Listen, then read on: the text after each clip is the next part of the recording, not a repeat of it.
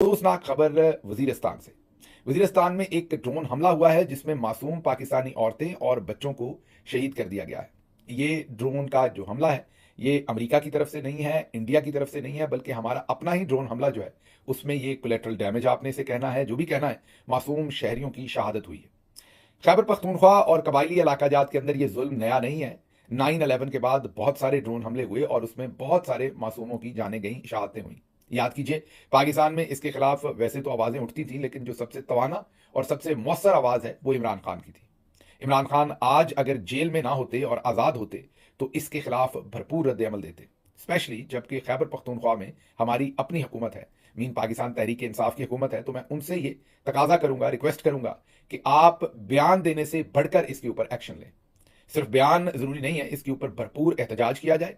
मैं तो कहूंगा कि खैबर पख्तूनख्वा की जो कैबिनेट है पूरी, वो एहतजाज करे, पूरी असम्बली एहतजाज करे और किसी चौक चौराहे को बंद किया जाए और वहां बैठे रहे जब तक एश्योरेंस ना मिले कि इस तरीके के हमले जो है वो, इस तरीके की जो पुअर इंटेलिजेंस है, ये इंटेलिजेंस फेलियर है जाहिर है। अगर आप दहशतगर्दों को के खिलाफ ऑपरेशन करते हैं 100 दफा करें, लेकिन मासूम बच्चे और औरतें, याद कीजिए हाल ही में जो जंग हुई थी उसमें हमने पूरी दुनिया में सीना तान कर ये कहा था कि हम सिविलियंस पर हमला आवर नहीं होते, ये इंडियन फौज है।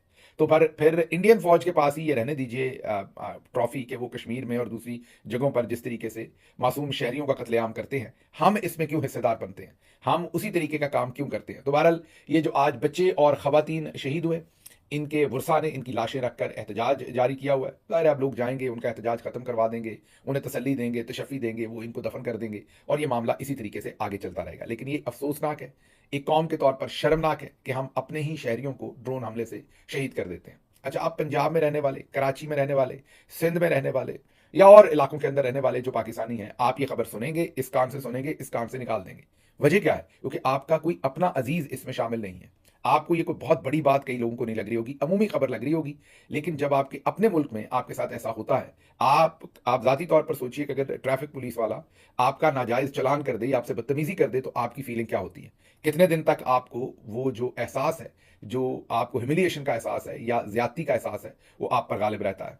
इन लोगों के मासूम बच्चों और औरतों को शहीद किया जाता है, फिर आप इनका जो रिएक्शन है उसे खुद ही समझ सकते हैं और जो रियासत के खिलाफ फिर यहां पर एक रिएक्शन डेवलप होता है उसको भी आप समझ सकते हैं, जिससे हमारा पाकिस्तान मजबूत नहीं बल्कि कमजोर होता है। लेकिन जब हम बताएं तो हमें इंतशारी टोला और हमें मुल्क के खिलाफ, रियासत के खिलाफ हमें कहते हैं कि आप लोग नफरत फैला रहे हैं। रियासत भी जर्नैलों ने अपना ही नाम रख लिया है। पाकिस्तान की रियासत 4-5 जनरल्स के शुरू होती है उनके हिसाब से और वहीं खत्म हो जाती है।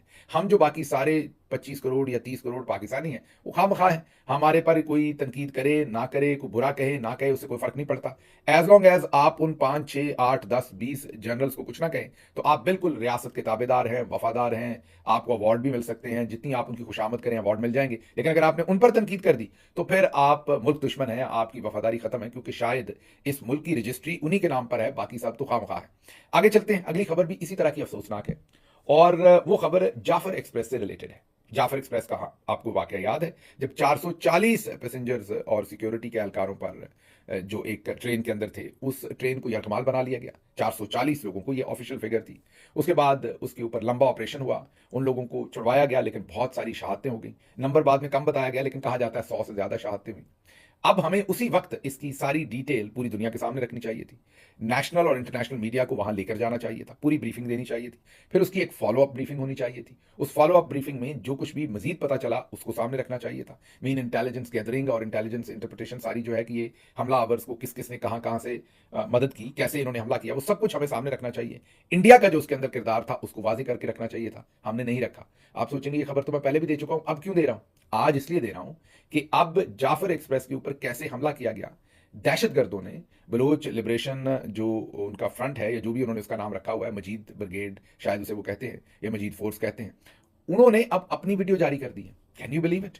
उन्होंने बाकायदा पत्थर लगाकर और उसके अंदर जाली तरीके से, जाली कह दिया मैंने, आर्टिफिशियल सी कोई लकड़ियां शकड़ियां रख के पटड़ी बनाई हुई थी, बाकायदा जैसे मैप बना के। आपने देख आप जो भी लोग फौज से वाबस्ता है उनको पता है कि जब भी फौज कहीं प्लानिंग करती है दूर दराज इलाकों में भी, तो ऐसे ही जमीन पर पहले नक्शा बनाती है और फिर सारी प्लानिंग होती है कि इस तरफ से जाना, ऐसे हमला करना। और बिल्कुल उनकी वैसी ही फौजी ट्रेनिंग दिखाई जा रही है और वो उनमें से एक उनका जो ग्रुप लीडर है वो उन सबको ओरिएंटेशन दे रहा है बाकायदा उन्होंने टनल्स बनाई हुई हैं पत्थरों से वहां, और उसके अंदर उन्होंने लकड़ियों से पटड़ी बनाई हुई है ट्रेन की, और ट्रेन बताई हुई है यहां से आएगी, यहां से हमला करेंगे, 4 लोग इधर जाएंगे, 10 इधर जाएंगे, 5 इधर जाएंगे। इस तरीके से वो जिम्मेदारियां दे रहे हैं। इसके अंदर उन्हें पहले से ही पता है, ट्रेन आने से पहले उन्हें पता है कि इसके अंदर इतने सिक्योरिटी के एहलकार होंगे, इतने फौजी जवान होंगे, उनको कैसे पहचानना है, सिविलियंस को कैसे अलग करना है, किसको मारना है, किसको, सब प्लानिंग उन्होंने की। फिर उन्होंने उस तरफ जाते हुए की, अपनी सारी वीडियो जारी की ट्रेन की तरफ, फिर ट्रेन के सामने बम ब्लास्ट करके उसे रोकने की, मतलब मुकम्मल, ये मैं स्क्रीन पर भी आपको दिखा रहा हूं, मुकम्मल उन्होंने टेररिज्म का ये जो पूरा वाकया उन्होंने किया,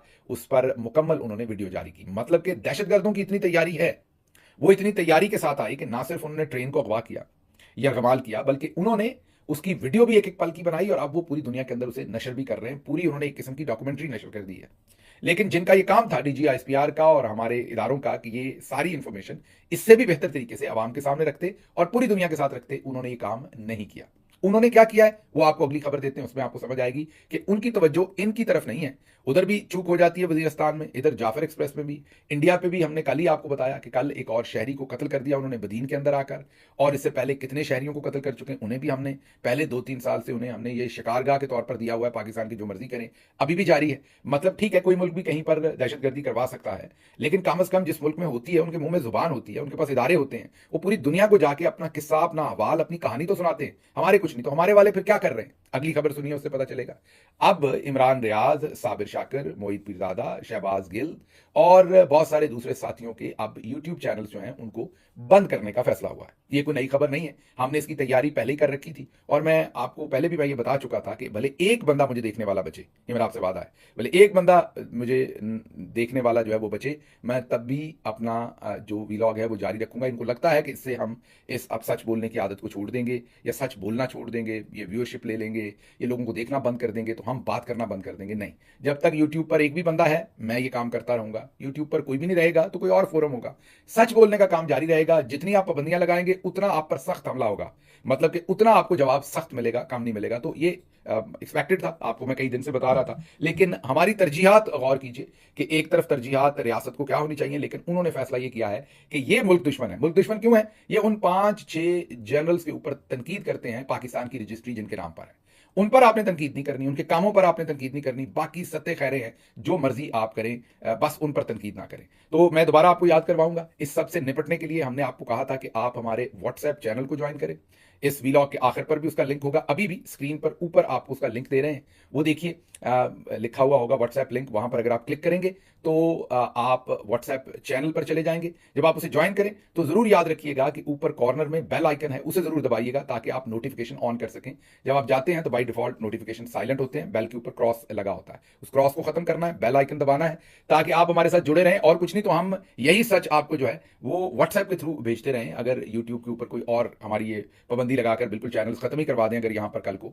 और दूसरा, मैंने आपको कहा था वीपीएन इंस्टॉल करें। आज मैं वो इन्फॉर्मेशन जो है वीपीएन की वो व्हाट्सएप चैनल पर भेज दूंगा, क्योंकि हम तकरीबन 1 लाख लोग हमारे इस व्हाट्सएप चैनल को पहले ही ज्वाइन कर चुके हैं। 1 या 2 हजार कम थे, 1 लाख में से उम्मीद है आज वो पूरे हो जाएंगे। तो आज जैसे ही वो पूरे होते हैं तो इंशाल्लाह हम आपको वीपीएन की इंफॉर्मेशन भेजेंगे। वीपीएन लगा लें पहले से, ताकि आप अब हमारे जो चैनल्स वहां पर बंद हो ही चुके होंगे या हो जाएंगे उनको, ताकि आप देख सकें। अच्छा, वैसे भी पहले ही हमारे ऊपर फायरवॉल लगी हुई है, तो कोई बहुत ज्यादा फर्क नहीं पड़ेगा। पहले ही लोगों को वहां बहुत तंग करते हैं, वो हमारा वीलॉग बड़ी मुश्किल से देख पाते हैं। अगली खबर की तरफ चलते हैं, वो भी इसी से रिलेटेड है। मीन ये जो सब कुछ हो रहा है, ये चौथी खबर भी उसी से रिलेटेड है। वो खबर है एयरफोर्स और पाकिस्तानी जो मिलिट्री टॉप के जनरल्स हैं उनके रवैये और बिहेवियर में फर्क। पाक फजाइया ने 4 दिनों में भारत के साथ जंग की, जाहिर है उसमें तैयारे गिराए, शिकस्त भी हुई, कुछ हमें भी नुकसान हुआ। जाहिर है जो मिसाइल आते हैं वो भी जाहिर है फजाइया की जिम्मेदारी होती है उसको रोकना, कोई भी एरियल जो हमारे ऊपर हमला होता है। और आज तो खैर बहुत ज़्यादा तनकीद भी हो रही है ड्रोन की वजह से। अब मुझे नहीं पता ड्रोन एग्जैक्टली एयरफोर्स चलाती है या ये मिलिट्री चलाती है, कौन चलाता है, लेकिन बहरहाल जो भी चलाता है उस पर बहुत इस वक्त तनकीद हो रही है। तो हमारी जो एयरफोर्स थी, उन्होंने जो 2 से 4 दिन हमारा कॉन्फ्लिक्ट रहा उसमें अपने आप को परफॉर्म किया। उसके बाद आपको वो कहीं नजर नहीं आ रहे, वो वापस अपनी बैरक्स में अपना काम कर रहे हैं, अपने जहाज़ों को साफ कर रहे हैं, उनको तेल पानी दे रहे हैं, अपनी ट्रेनिंग्स कर रहे हैं, अपने क्लासरूम्स में हैं, अपना जो भी एयरफोर्स का काम है वो कर रहे हैं। ना वो कहीं पर जर्नलिस्टों को टाउट्स को मिल रहे हैं, ना उनको बयानियां बनाने के लिए दे रहे हैं, ना वो G6 के स्कूलों में जाके छोटे बच्चों से सवाल कर रहे हैं, ना वो उस तरीके से बाकी बयानियां जो है, आल दो कि ये एयर चीफ को बीच में घसीटते हैं। मेरा मशवरा उनको यह है कि उनको ऐसे कामों में नहीं आना चाहिए। उनको ये घसीट के कजाफी स्टेडियम अपना रावलपिंडी स्टेडियम लेके गए थे। अगर वो मेरा मशवरा माने तो अवाम की वो ये जो नफरत की बैरल है अपनी तरफ ना करें, पब्लिक डिस्प्ले इनके साथ कम से कम करें। जितना वो पब्लिक डिस्प्ले इनके साथ करेंगे वो अपने लिए भी और अपने इदारे के लिए भी मसला बनाएंगे, क्योंकि ये जो यकजहती का काम है, ये बिल्कुल जब जंग लगी तो आपको पता हमने भी अनकंडीशनल सपोर्ट की, और वो किसी पर ना हमने एहसान किया ना वो हमारे इख्तियार में। हमारा मुल्क है, वो हमारी रग फटकेगी और वो हम बार बार जो है अपने मुल्क का हर पाकिस्तानी जो है वो दिफा करने के लिए वहीं जाएगा। वो डिफॉल्ट सेटिंग है हम सबकी। लेकिन अब वो काम खत्म हो गया, जंग भी खत्म हो गई। आल्दो के जनरल्स चाहते हैं कि ये माहौल रहे, और टाउट्स को कहते हैं इंडिया फिर तैयारी कर रहा है, जंग की तैयारी हो रही है, जंग होनी है। तो मैंने पहले भी अपने पंजाबी व्लॉग में भी ये कहा था कि ये किसी मुद्दे मरासी ने सुलह नहीं करवाई हुई, ये सुलह अमेरिका के सदर डोनाल्ड ट्रंप ने करवाई हुई है। उसके बाद इन दोनों मुल्कों ने पहले भी जो जंग जिस तरह की थी वो आपको पता ही है। तो मजीद जंग ये कोई नहीं लगनी, बिल्कुल चिल करें और अपना अपना काम करें जो भी आपने प्लान किए हुए हैं। लेकिन ये चाहते हैं, एक तरफ चाहते हैं कि इमरान खान की रिहाई की, डील की, बातचीत की, ब्रीफिंग की, इस तरह की झूठी खबरें दें ताकि आपके अंदर तशनगी ना हो, तजबजब ना हो, आप कोई सवालात ना पूछें, आप अकाउंटेबिलिटी ना करें। एक तरफ वो काम ना करें और दूसरी तरफ इनका दिल है कि ये यकजहती वाला माहौल बना रहे और इनका हीरोइज्म बना रहे। उनकी ये जो सियासी चाल है, सियासी से मैं कहूंगा, ये अस्करी चाल नहीं है, ये सियासी चाल है, ये पेनिट्रेट करती रहे। कैसे? ये जरा देखिए पाकिस्तान के तूल और देखिए जो हम आपको स्क्रीन पर दिखा रहे हैं। हर जगह पर बिल बोर्ड्स लगे हुए हैं, हर जगह पर आर्मी चीफ के बिल बोर्ड्स लगे। कहीं कहीं हिफ्ज़े मा तकद्दम, जैसे आटे में नमक डाला जाता है, एयरफोर्स की भी तस्वीर साथ लगाई जा रही है ताकि वजन बराबर रहे, ताकि जैसे आपको पता है सोने के अंदर थोड़ी बहुत खोट होती है, यहां पर खोट के अंदर सोना है। तो भारत इस तरीके से काम वहां डाला जा रहा है। हर जगह पर बिल बोर्ड्स है और ये आवाम का पैसा है, ये आपका पैसा है। इससे अपनी तशहीर की जा रही है। जंग जो है वो होनी थी, नहीं होनी थी, किसने लड़ी, कैसे लड़ी, वो सब सबके सामने रियलिटी है। किसने पहले जवाब दिया, नहीं दिया, कितने दिन नहीं दिया, कितना जुल्म करवाया, वो सब कुछ। तो लेकिन आप एक तकाबली जायजा लें। एक तरफ एयरफोर्स है, वो भी एक फोर्स है, वो भी, अब एयरफोर्स से मोहब्बत करना कोई मुल्क दुश्मनी नहीं है। एयरफोर्स की सताइश करना, अब हमारे लिए तो ये बना, कहते हैं जी आप, कई मैंने कमेंट देखे कि आप फोर्सेज में डिफरेंस क्रिएट, भाई कैसे डिफरेंस क्रिएट कर रहे हैं आप? नहीं लोगों को, फिर इसका मतलब है जब आप तमगे देते हैं, अवार्ड देते हैं, तो आप दूसरे जो जवान होते हैं, अफसर होते हैं, आप उनकी दिलशक नहीं करते हैं, आप उनके अंदर डिफरेंस क्रिएट करते नहीं। आप हमेशा जो भी अच्छा काम करता है आप उसको सताइश करते। मतलब जैसे अभी आपके आर्मी चीफ रिटायर्ड होंगे, इन्हें पता नहीं कितने मुरब्बे जमीन मिलेगी, कितने प्लॉट मिलेंगे, कितने अरबों रुपया मिलेगा, वहां तो नहीं आप सोचते कि बाकी सारों के दरमियान जो है वो डिफरेंस आप क्रिएट कर रहे हैं। वहां तो जो मिले, बाजवा साहब पता नहीं कितने अरब लेकर निकले हैं, और ऊपर से भी जो कुछ मिले वो भी लेकर हम निकलते हैं। लेकिन भारत, अगर हम एयरफोर्स की सताइश कर रहे हैं तो बिल्कुल ऐसे ही है जैसे एक पूरे दस्ते में से किसी एक को आप अवार्ड देते हैं जिसने अच्छा काम किया होता है। तो एयरफोर्स ने अच्छा काम किया, हम उनकी सताइश कर रहे हैं। लेकिन आप रवैये में फर्क देखिए कि वो 2-4 दिन की कार्रवाई करके बगैर शोर शराबे के वापस अपने बैरकों में चली गई। लेकिन दूसरी तरफ हमारे आर्मी चीफ है, हमारे डीजी आईएसपीआर हैं, वो सियासी सरगर्मियों में लगे हुए हैं, छोटे बच्चों को जाके सवाल कर रहे हैं। उन्होंने पूरे जैसे इलेक्शन लड़ रहे हैं, जैसे ऐसा माहौल बनाया हुआ है जैसे इन्होंने इलेक्शन लड़ना है। वैसे लड़ तो इलेक्शन ही रहे हैं जो हालात है। और पूरे मुल्क के अंदर बिल बोर्ड्स लगे हुए हैं, हर जगह के ऊपर बिल बोर्ड्स जो है वो अवेजा हैं। और एक इलेक्शन का यकीन कीजिए कि ये आवाम का पैसा ऐसे जाया किया जा रहा है। तो ये वो सियासी हरकतें हैं, मैक्सिमम इसमें से मिल करना चाह रहे हैं। लेकिन मैं आपको इतला दे देता हूं अभी कि वो जो जंग का जो जाहिर है जोश आया हुआ था पाकिस्तानियों के, नेचुरल है, हमें भी आया, कोई आपको मैं ताना नहीं दे रहा, मुझे भी आया। हम सबको जो जोश आया हुआ था वो निकल गया है या निकल जाएगा 1-2 दिन के अंदर अंदर। इस हफ्ते के दरमियान के बाद से डीजी आईएसपीआर साहब काम दोबारा आपने अपना पहले शुरू कर दिया है, आपने शुरू कर दिया है, हमने भी अब कर दिया है, हमने कर दिया, आप देखेंगे अवाम ने भी अगले 2-4 दिन में शुरू कर देना। आप बाई डिफॉल्ट वहीं गए हैं, अवाम भी बाई डिफॉल्ट वहीं जाएगी। आप नहीं बदल सकते, अब अवाम भी नहीं बदल सकती। अब अवाम आपका ये जो तरीका वारदात है सियासत करने वाला और मुल्क की सलामती और सारे वो जो बयानी है उनके ऊपर चढ़कर सियासत करने वाला, ये मजीद नहीं चलेगा। अच्छा जी, अगली खबर यह है कि आर्मी चीफ ने नया वजीर आजम लगाने की अपॉइंटमेंट दे दी है, अप्रूवल कर दी है। जी हाँ, आर्मी चीफ ने नया वजीर आजम लगाने की अप्रूवल दे दिया। अब खबर सुन के हो सकता है खबर झूठ हो, लेकिन आप बताइए दिल पे हाथ रख के कि खबर सुन के 50% तो आपको उम्मीद थी ना कि मैं ये कह रहा हूं तो ऐसे किया होगा, क्योंकि ऊपर अल्लाह है तो नीचे अब आर्मी चीफ ही जमीनी खुदा है, वही सब कुछ, तौबा नौजुबिल्लाह, वही क्लेम करते हैं कि सब कुछ मैं ही कर सकता हूं। ये खबर बिल्कुल दुरुस्त है, लेकिन है सूडान से। आप जरा गौर कीजिए कि हमारे हालात भी मुख्तलिफ नहीं है। सूडान में आर्मी चीफ ने वजीर आजम नया लगाने की जो है अप्रूवल दे दी है, मंजूरी दे दी है। हमारे भी यही है, हमारे मंजूरी से ही तो सांस ले रहे हैं मौजूदा वजीर आजम। तो जरा सूडान से हमारी मवासलत देखें और ये भी देखेंगे जब मैंने खबर दी तो आप कितना मेंटली प्रिपेयर्ड थे इस खबर के लिए। अच्छा जी, अगली खबर जो आपके सामने रखनी है वो बड़ी हैरान कुन खबर है, और वो खबर ये है कि एक आपको आपके वजीर आजम का तो पता ही है कि वो तरबूज कह दिया, वो स्विमिंग पूल में नहा रहे थे रात के 2:30 बजे फजर की नमाज के बाद। जरा टाइम थोड़ा आगे पीछे होगा, उसके साथ आपने मैनेज करना। ये ऐसे ही है जैसे मैंने कहा था कि शहबाज शरीफ के वालिद एक गरीब किसान थे और नवाज शरीफ के वालिद अरबोंपति थे, दोनों भाई ये कहते हैं। और फिर ये भी पता चला कि नवाज शरीफ बड़े भाई हैं, शहबाज शरीफ छोटे हैं, लेकिन डेट ऑफ बर्थ के एतबार से, डॉक्यूमेंट्स के एतबार से शायद कागजों में उम्र में नवाज शरीफ छोटे हैं और शहबाज शरीफ बड़े। तो इस तरह के मामला इनके चलते रहते हैं, इनका कोई नया काम नहीं है ये। लेकिन अब जो बात कर रहे हैं वो ये है कि शहबाज शरीफ साहब ने अपनी तकरीर में बताया था कि मैं नहा रहा था और स्विमिंग पूल में, और मैं फजर का वक्त था, फजर के बाद का वक्त था, मैं स्विमिंग कर रहा था। फिर उन्होंने अगले जुमले में कहा कि 2:30 बज रहे थे और मुझे फ़ोन आया। मैंने कहा यार ज़िया ये देना मुझे ज़रा फ़ोन। उसने फिर ज़ाहिर है उधर ही दिया होगा, स्विमिंग पूल के अंदर ही, चड्डी पहने हुए ही शहबाज शरीफ साहब ने वो फ़ोन उठाया होगा और उन्हें आर्मी चीफ ने बताया और उन्होंने कहा कि सिपा सालार। अच्छा, वो ऐसे लगता है कहीं नसीम एजाजी का कोई नावल लिखा जा रहा है, जैसे घोड़े पे बैठे सिपा सालार आ रहे हैं और ये भी इन्होंने भी जनाब खैमे में से निकले हैं अर्तुगल के सिपा सालार भी आर्मी चीफ कहिए सीधा सीधा। ऐसे ऐसे ड्रामे और तोहफे हमें मिले हुए हैं। मैंने कहा सिपा सालार, वो ऐसा लगता है कि किसी 12वीं सदी के अंदर बात हो रही है। शहबाज शरीफ साहब जो कोई तुगलक खानदान से हैं और वहां की सारी बातचीत हो रही है। तो खैर ये भी जब उठाना होता है तो फिर सिपा सालार कह देते हैं। इस पर भी किसी दिन बात करेंगे। ये जो लफ्ज चल रहे हैं आजकल, ख्वारिज, फितना, सिपा सालार, ये कहां से आए, इसके अंदर क्या मामला हैं। भारत वो कह रहे थे कि मैं स्विमिंग पूल में था जब हर तरफ मजाइल चल रहे थे, लोगों को कोई होश नहीं थी, हम लाइव ब्रॉडकास्ट कर रहे थे, आप लोग भी परेशान थे। जो पाकिस्तान के अंदर हैं वो तो हैं, जो पाकिस्तान के बाहर हैं वो भी सारे लोग परेशान थे कि यार आप वहां मिसाइल गिरा। वो तो हमारा शहजादा जो है वो कर रहा था, जो फार्म 47 का चीफ प्राइम मिनिस्टर है, वो कर रहा था स्विमिंग, लेकिन रात के 2:30 बजे। अब जरा एक और तोहफा सुने, ये जरा वीडियो सुननी है, तजिया बाद में करना है, वीडियो गौर से सुनना, आपकी हंसी निकलनी है, जरा सुनिए। अब आ जाए कि उसे 6 और 7 की दरमियानी रात को जब पाकिस्तान पे हमला किया, और ये हमला पहली दफा नहीं किया अफसार भाई, रात की तारीकी में, ये तीसरी चौथी दफा हुआ। और रात की तारीकी में ही करता है दुश्मन हमला। पिंडी में थे? मैं पिंडी में घर में सोया हुआ था। अच्छा, ठीक है जी। मेरी छोटी बेटी ने मुझे आके उठाया, हम सब लोग टीवी लाउंज में इकट्ठे हो गए, टीवी हमने लगा लिया। अटैक हो रहा है तो मैंने बेटी को कहा मेरे लिए तरबूज काट के ले आओ। अच्छा, मेरा कॉन्फिडेंस लेवल देखें।